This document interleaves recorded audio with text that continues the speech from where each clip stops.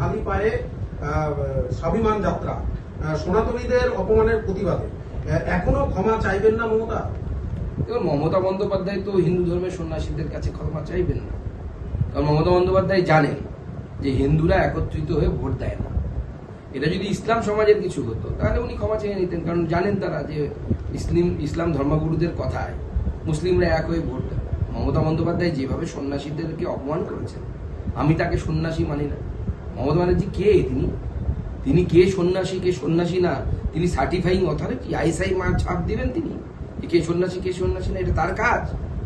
তুমি মুখ্যমন্ত্রীর কাজ করো। কলকাতায় চিকিৎসা করাতে এসে খুন বাংলাদেশের সাংসদ, রীতিমতো সুপারি কিলার এবং কসাইকে আনিয়ে তার ছক কষে তাকে টুকরো টুকরো করে খুন করা হয়েছে। বাংলা কি তবে দুষ্কৃতীদের স্বর্গরাজ্য হয়ে উঠেছে? আভ্যন্তরীণ নিরাপত্তার বিষয়টাকেই বা কিছু? ইন্টারনাল সিকিউরিটি আমাদের অত্যন্ত ভয়ঙ্কর জায়গায় আছে এবং কেন্দ্রীয় এজেন্সিগুলো খুব চিন্তিত এটাকে, যে একজন বাইরের অর্থাৎ বিদেশের অতিথি বলা ভালো, কারণ অন্য দেশ থেকে তিনি আমাদের দেশে এসেছেন, তিনি যে কারণেই হোক তিনি এভাবে মার্ডার হয়ে গেলেন, পুলিশ কোনো ঘুণাক্ষরেও টের পেলেন না। তো কোনো সাধারণ নাগরিক নয়, সে তো একজন সাংসদ, বাংলাদেশের নির্বাচিত জনপ্রতিনিধি। তার সুরক্ষার যদি এই হাল হয় তাহলে সাধারণ মানুষের সুরক্ষার কি অবস্থা? সে একে নির্বাচিত সাংসদ, বাইরের দেশ থেকে এসে, তার প্রতি তো আরো বেশি পুলিশকে সতর্ক হওয়া উচিত ছিল। এই খুনের তদন্ত আপনারা কি দাবি করছেন? খুনের তদন্ত খুব দ্রুত হওয়া উচিত।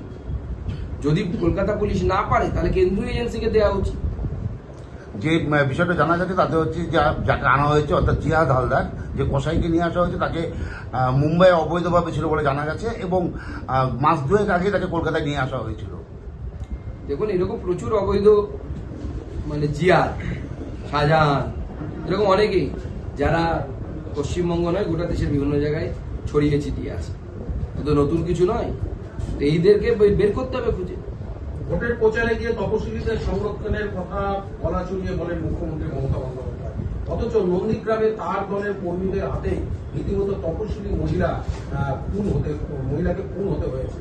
কি বলবেন তপশিলীদের নিরাপত্তা? তপশিলীদের নিরাপত্তা তো নেই এই রাজ্যে। কোথায় আছে? বারবার তপশিলীদের অপমান, এসটি মহিলা ধর্ষণ, একের পর এক ঘটনা ঘটেছে।